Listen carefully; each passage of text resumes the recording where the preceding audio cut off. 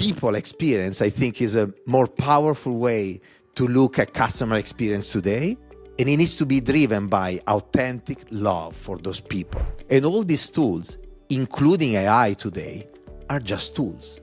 They are at the service of us as human beings. You still need the leadership, the intuition, the soul of us human beings to drive these machines. I introduced also in PepsiCo a rule that I had in 3M in my previous company, that is the 15% rule. Anybody is free to do whatever they want with 15% of their time.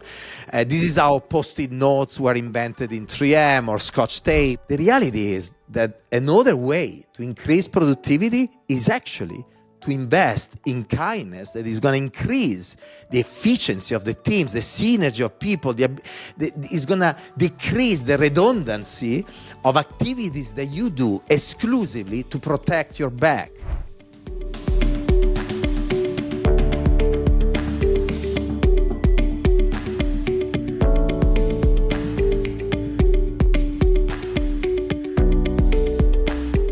Hello, Mauro. Welcome to the DoingCXRight show.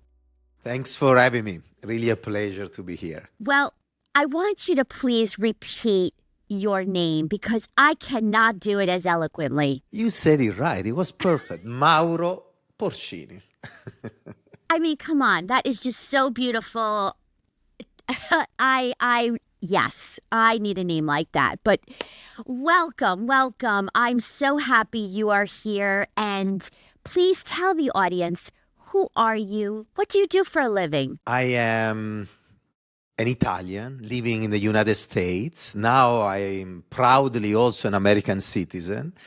And I happen to work in a big corporation in the food and beverage industry called PepsiCo, that many people probably are familiar with. And I am the Chief Design Officer of the company. Chief Design Officer, explain, what does that mean? Because small companies and big companies all need that. Well, it's a question that a lot of people ask me all the time. My parents are still asking me what I do for a living. I get that too. There are three main areas that we work on. The first one, probably the most obvious, is the design of our brands, the logos, the identity, the visual identity systems. The second area is the experience with those brands. In our world, it goes from pop-up stores or experiences we build in connection to events that we sponsor in the platforms of music or sports, fashion, all the way to merchandising and licensing. So really building experiences that are engaging, meaningful, inspiring for people with our brands. And the third area is innovation, essentially. Thinking about the future of society, and then the future of the food and beverage industry, and then the future of our company in that kind of scenario, and imagining the products that people will eat and will drink and will interact with in the future. So that's a big part of our job. 20 years in advance, what is going to happen in a really far away future, and then all the way back to today. What do we need to do today from a project standpoint, acquisitions, partnerships, new ventures, to be ready for the future? When I say doing customer experience right, clearly you have to design that. But what's your interpretation when I say those words? Look, the first thing I will do is to change the words. They are established in our world. You talk about customer experience. It's a discipline. It's something you do. There are job positions in many companies that are focused on this.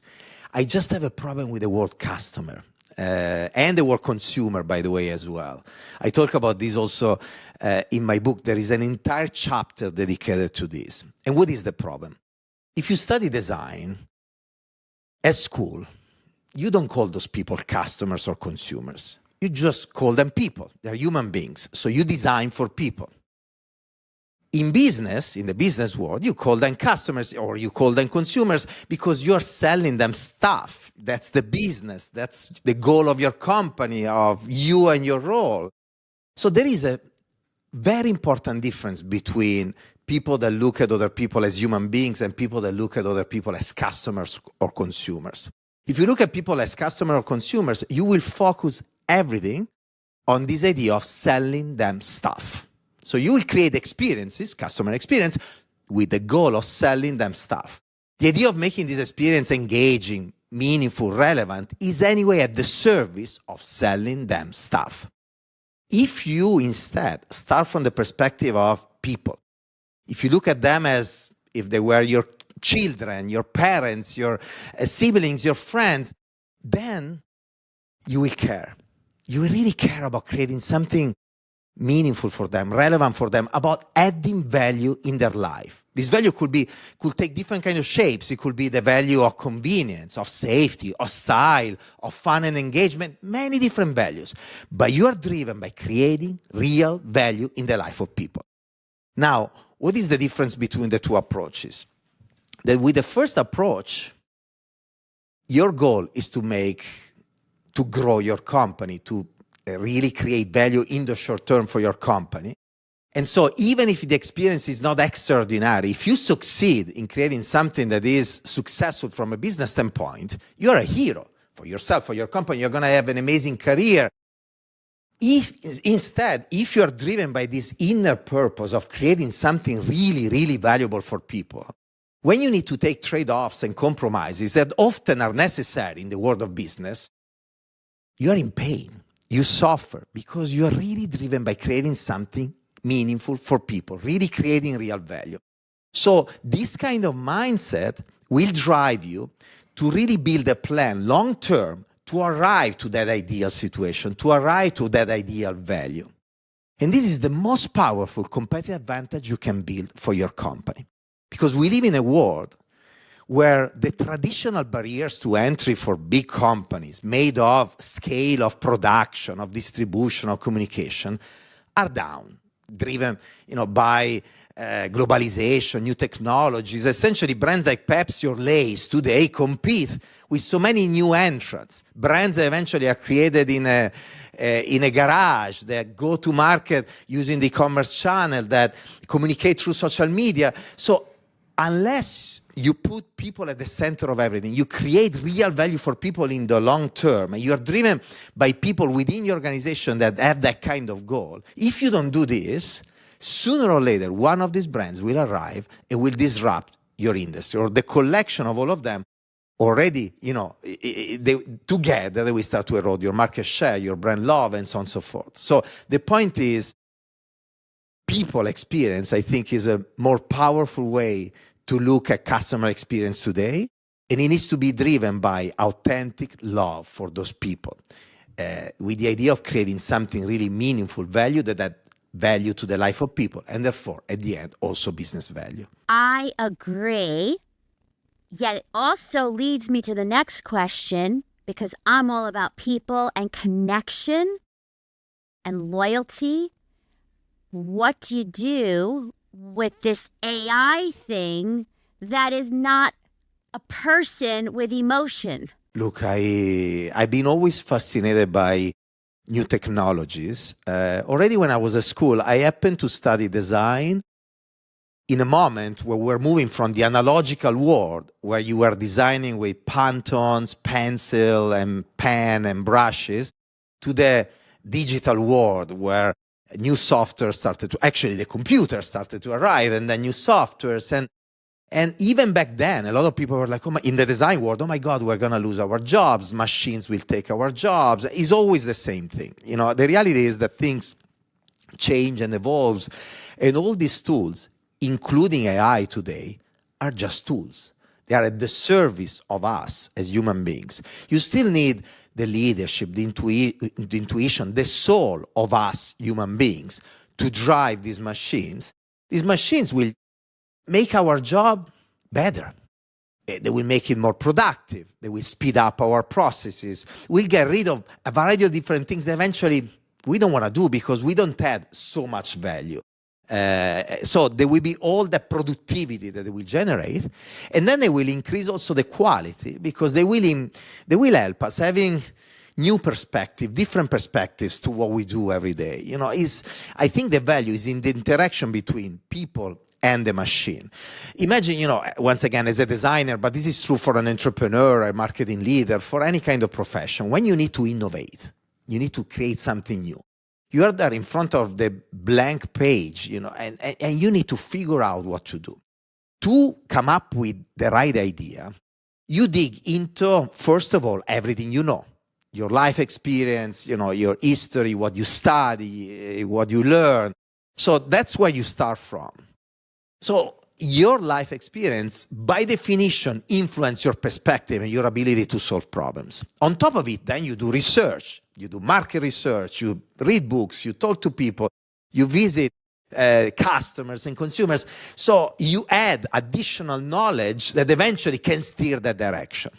AI can add new perspectives, new knowledge, and can do it very fast, by the way, that can, in the collision with your perspective, the perspective of AI colliding with your perspective, can generate a third new perspective that is the innovative one. Now, the only risk that we have as human beings is when AI will be able to completely replace us human beings.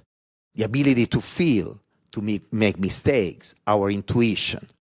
Now, why is a risk? It's a risk if we don't control it. It is a risk if we don't put boundaries and constraints. If we don't make sure, from a regulation standpoint especially, that the AI stays at the service of humanity versus, the opposite scenario where we're going to be at the service of AI. But if we're able to tame AI and put it at the service of humanity, well, that's phenomenal. And if we'll end up in a situation in 10 years, in 20, in 30, in 50 years, where we won't have many of the jobs that we have today because the machines will take over those jobs, well, you know what? Maybe that's great. Maybe we'll be able to focus on other things and eventually to do anyway certain kind of activities and jobs that we really love, like, design is not a job, it's a mission, it's purpose, it's passion. So maybe you, even if they don't pay you, you will do it because you just love it, because there will be a system in our society that support us human beings, citizens of the world, while the machines produce and work for us. Yes. Design. People listening, what advice do you have about design in today's age when you're working in a company? What does design mean? What do you do to be able to create a company that people love and keep buying from? Yeah.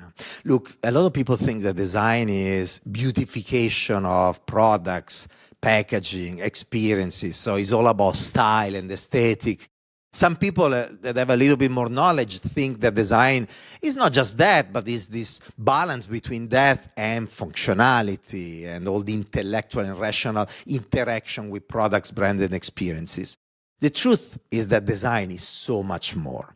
And the way I explain it is by mentioning the way designers are educated. If I think about my education in Politecnico of Milan, the University Politecnico of Milan many years ago, you study for 5 years in 3 different fields, in 3 different dimensions. One is the world of people, so human science, semiotic, all the world and that help you understanding needs, wants, dreams of people. The second dimension is the world of business, so it's branding, it's marketing, it's economics, and so on and so forth. And the third dimension is the world of technology, from material science, physics, all the way to new technologies, digital technologies, today AI, and so on and so forth. And designers are asked at school to connect the 3 dimensions to create solutions for people needs and wants. So understanding what people desire, desirability, people, understanding how to make it happen, the feasibility, technology and processes, and understanding how to make money out of it, the viability, the business dimension. And they give you tools, the ability to design with a software, with brushes, with making prototypes, to connect the 3 dimensions. So designers are by definition trained on human-centered innovation. We call it design, but it's exactly that. Now, what is the problem? That when they get out of school, there are very few companies that understand the design. Designers do that. So you join a company, and this company put you in a small bucket. They give you a label and they expect you to do styling or eventually to work on form and function. And so you can push back until a limit. At a certain point, if you keep pushing back, you lose your job, or something positive happened to you, like it happened in my life, that actually they give you bigger jobs and more important jobs because they get it, like it happened in the case of PepsiCo or in the case of 3M. But why I'm mentioning this? Because many designers out there today, they defaulted back to do just styling or just work on form and function, because no matter they were trained in the right way in the education system, because there is not a market, there is not a huge market for this, many of them lost their way. And again, why I'm mentioning this, many of the people listening to us today may think, wow, this thing of design may be interesting for my company. It's so important, if you want to invest in design, to make sure that you hire the right designers that understand, actually, they remember simply the real meaning of design, that is all about human-centered innovation, filtered by these three lenses: desirability, viability, feasibility, to create value for people and then, therefore, value for your company. I'd like to add, working with designers, all different companies and corporations I've been at, one of the issues is that they design something fabulous from the inside, from the internal view, and they forget to validate with real customers. But again, this is a beautiful point that you're making. I agree. It happened often because they forgot those lenses. Because at school, the viability lens is really, you mentioned the customer, you didn't mention people. So desirability, you design something that is amazing for people.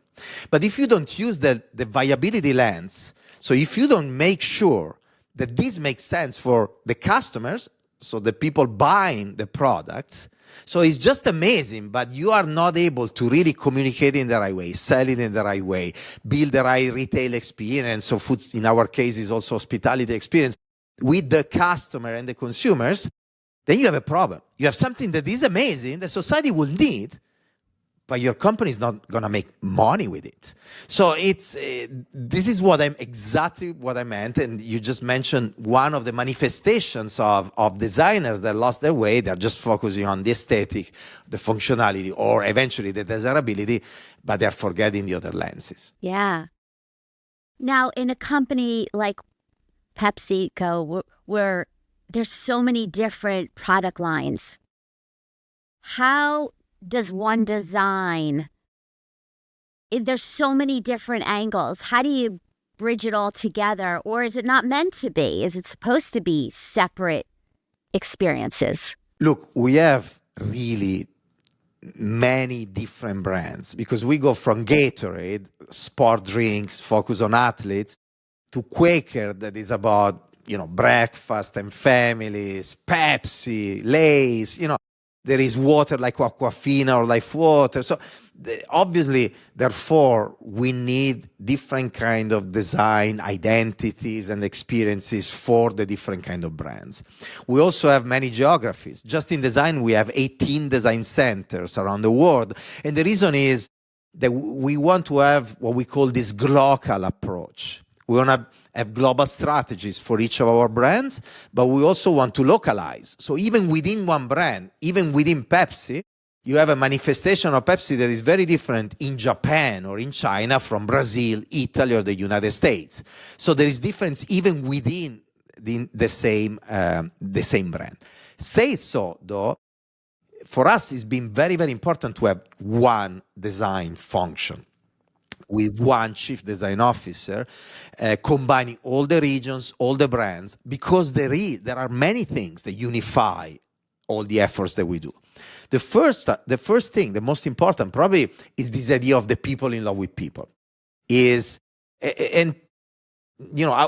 how we call our designers. They are people in love with people, is the subtitle of the book I wrote. There are 3 dimensions of love. The first one, we talk about this today, is the love for the people you serve. So you really care, you want to really create something extraordinary. So there is always that push for creating something that didn't exist before in our market, in our company, in the industry, in society, and always focusing on creating value for people. The second level of love is the love for what you do, is the passion that we have. So hiring designers that are really driven by this love for the profession, they will do that job even if they were not paid. So this drives you to work 24/7, the love for what you do, and then is the love for the people surrounding you, because it's, designers, marketers, people working in R&D, you need to work all together in perfect synergy to really create value in this hyper-specialized world where you need really excellence in every single detail, every dimension. So this purpose, this culture, this approach to what we do is a unifier. And is a philosophical unifier, is an emotional unifier. We are a tribe of pioneers, of innovators, very strong. Then there are very pragmatic unifiers and connectors. First of all, we have transversal capabilities like experience design. Today we are talking about experience, innovation, industrial design, digital, that are transversal, and they serve the different brands, the different geographies in a very efficient way. And then obviously career path, ability, if you're a designer working in Pepsi, for instance, we ask you to work also on other brands that are not assigned to you when we have a special project, so that we have fresh perspective, a different point of views. I introduced also in PepsiCo a rule that I had in 3M, in my previous company, that is the 15% rule. Anybody is free to do whatever they want with 15% of their time. This is how Post-it notes were invented in 3M or Scotch tape. And so let's say, once again, you're a designer in Pepsi, but you have an idea for Gatorade, you're free to work with 15% of your time on that idea. And so why this is so important? Because if you are willing to work on something that is on top of your priorities, your job description, it means that you really have a passion for it. You have that passion, the resilience, typical of the entrepreneurs. The quality of your work, of your doing, will be similar to the one of a startup, and is really, really, really valuable, because it's possible that 90% of those ideas in the 15% time don't make any sense, because maybe you miss context, you miss information, knowledge.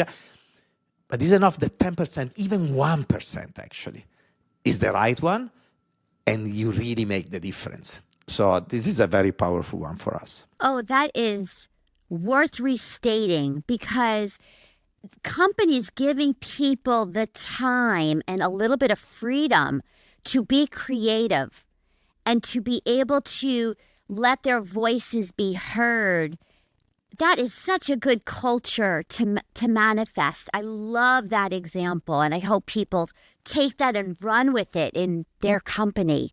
It's brilliant. I've been, first for 10 years, I've been witnessing the power of it in 3M. And then now for almost 13 years, I brought it to my team in PepsiCo, and they see the power of it here. So it's 23 years of experience in doing it, and it works. We have a list of projects that we launched in PepsiCo that came from the 15% time of people that have been really successful in market. Absolutely. I'm going to reinforce that everywhere, and brilliant of you to bring that. When it comes to design and people who want to learn more, obviously there's your book, but what are other ways that people they want to do it, they want to start? What's your advice to them? Well, it depends on exactly what you want to do. If you want to work in the design field, my advice is to go back to school and spend at least a master. There are those 1-year masters, at least that. Ideally a little bit more. But what I'm saying is, you need some in-depth knowledge of design to roll up your sleeves and actually do design work, to then build the experience when you are in a leadership position to understand what is right and what is wrong, to take decision in a split second, because you went through that thing. You did the project. You have been in front of all those roadblocks and problems, and you have been doing things, and by doing, you learn so much, and you fine-tune, your knowledge, your taste, your ability to create something really powerful and meaningful. So if you want to be part of the design group function, that would be the ideal situation. Now, you may be in a phase of your career where you think it's too late, you don't want to go back to school, or maybe you are a manager that needs to manage a team of creatives, of designers, but you're still maybe a marketer, or you have, So in that case, read books. Read books. For me, they've been really, really powerful. Watch speeches. Go to design conferences. Go to Milan Design Week. That is different than design conferences. So you will find design conferences organized by IDSA, the Industrial Design Society of America, AIGA, that is the Graphic Design Society, or Design Management Institute. You will find many online. In few days, you start to build awareness. Not deep knowledge, but awareness about what really design is. You will see different case studies of what others can do with it. Milan Design Week is different. You don't go there for conferences, but you go there to experience design. You breathe design, you see design, you drink, you eat design. So for a week, the entire city of Milan become a gigantic design exhibition. There are experiences everywhere you go. So over the years, I took there our CEOs, Indra Nui, Ramon Laguarta, multiple executives. We brought customers, big retailers that we are all familiar with, and be it food service and hospitality chains we're all familiar with. We brought CEOs and CMOs to experience Milan Design Week with us. We did also PepsiCo experiences for several years. But again, it's a very intuitive way to understand, to be exposed to thousands of different brands, from tech to furniture to food and beverage, any industry, building really inspiring, meaningful, engaging experiences through design, with the design lens. So, again, books, conferences, experiences of different kind, they're very powerful to understand what design is about. And books is very generic. Start with the biography of Steve Jobs. Start with that biography, because it will give you the perspective of an entrepreneur, of a business leader, leveraging design in a really good way. Oh, yes. Yes. And I also say, from my personal experience, I did a program through HFI, Human Factors International, and it was exceptional. I learned so much and applied it in the companies I've worked at. So yes to everything you said. Rapid fire last questions. Best leadership advice you've received or given? Well, I wish I had time to answer this question. I will try to be super short, but I was at 3M, and I, with my suitcase, I would travel to the United States to pitch the idea of design, and I thought everything was going well. Everybody loved what I was talking about. I go to the EVP of the consumer business, that was the executive sponsor of the new design capability, and his name is Mo Nosari, and I told him, look, Mo, it's working very, very well. Everybody's embracing design, he's loving design. He looked at me very serious, and he's like, everybody is lying to you. I'm like, come on, Mo, no, you were not there. They're really engaged. And he's like, no, I'm telling you, everybody's lying to you. And his advice and his point was, he used an analogy or a metaphor. He say, imagine you are in an art gallery and you want to buy a beautiful painting that you really, really love, and you have a lot of money with you. What do? You buy the painting. Well, Mauro, the people you met, they have a lot of money. I gave them the budget. They are not buying design. They're using that money in the next consumer insight project, in the next marketing project. So that was a very powerful advice that changed my life. Essentially, the point was, don't fall in love with your ideas. Don't think that people just love you because you're saying something smart or very engaging. When I'm pitching something, the first thing I do every time is at the end of the pitch, is asking a commitment. Give me the money, invest with me, be part of this. Most of the time, people will tell you, well, yeah, I love your idea, but now there is another priority, there's something else. That's great, because your goal is to find that 10% of people, and I don't have the time to explain why it's 10%, but it is 10%, 1 out of 10, they will want to try something different. I call them the co-conspirators. With them, you go and you change the world. Oh, I got chills. That's so good. So powerful. And something about you, if you could go back in time to your younger 20-year-old self based on what you know now that you didn't know then, what would you tell you? Look, you will find everything in the book I wrote, in Human Side of Innovation, because he started really thinking about this. Gosh, if I knew these things 20, 30, even 40 or 50 years ago when I was a kid. So actually, I started this book thinking about my future children. I didn't have children yet when I was writing the book, but I was thinking, I will have them. And I want them to see, at least a fraction of the things I learned. I want them to read them in this book. So there are many, many ideas, but, some of them, kindness, the power of kindness to change the world, the power of curiosity, the power of optimism. These are things that they don't teach you at school. I was lucky that my parents taught these things to me, but by osmosis, without really phrasing them, but through their behaviors. So today, I'm making a point about being very, very explicit about the power of certain characteristics that nobody ever talked about in the business world. And instead, in my case, they made all the difference of the world. At the beginning, were very intuitive. They were part of the way I was behaving. When I realized their power, they became very, very strategic. And I really doubled down on this idea of kindness, optimism, curiosity. And then 24 more, totally it's 24 characteristics I talk about in the book. But these three are really, some of the most important ones. I seem to remember learning that in kindergarten, but then something happens to adults. Look, because we have them. We are born with them. And then society change, our perspective, especially if you think about kindness. They teach you when you join companies that actually you need to be tough. You need to be a little bit of a shark. People too kind are weak. All these things. And it's so wrong. Because the reality is that kindness drives synergies, trust. At the end of the day, therefore, productivity, efficiency. So it's not just, oh my God, he's talking about kindness. It's so nice.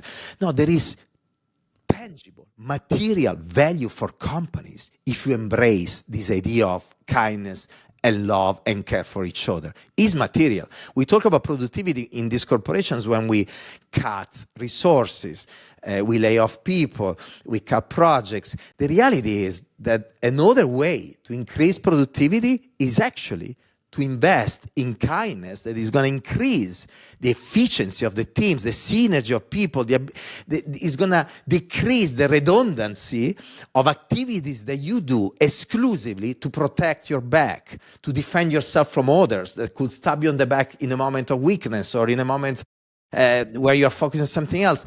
We could talk for one entire hour about why kindness drives productivity, but this is one of the things I've been trying to do in all these years, combining emotional values and ethical values and ethical ideas with business. How something that is right for society can help your company, your business, your organization to succeed. And the magic of doing this today versus 20, 30 years ago is that today these kind of values are really driver of competitive advantage in the business because of what I mentioned earlier, because we live in a world that is hyper-competitive, where those barriers to entry are down. And so you cannot protect your mediocrity anymore. You need to be extraordinary, excellent in every single dimension. The best marketing, the best design, the best service, the best R&D. So you need that. And therefore you need specialists, the best of the best in each of these dimensions. But then you need them to work together in the best possible way. You cannot afford anymore to have few geniuses in your organization that are not able to work with others and unlock and leverage the genius of others within the organization. Kindness, care, empathy, that drive trust are really amazing drivers of this synergy and efficiency. I agree. I appreciate you. Love your energy. We share that in common. And thank you for being on the show. And I will make sure that people have a way to find you on social media and your book and your website. And thank you for being here. Thank you, Stacy, for having me. And thank you to everybody that listened to us today.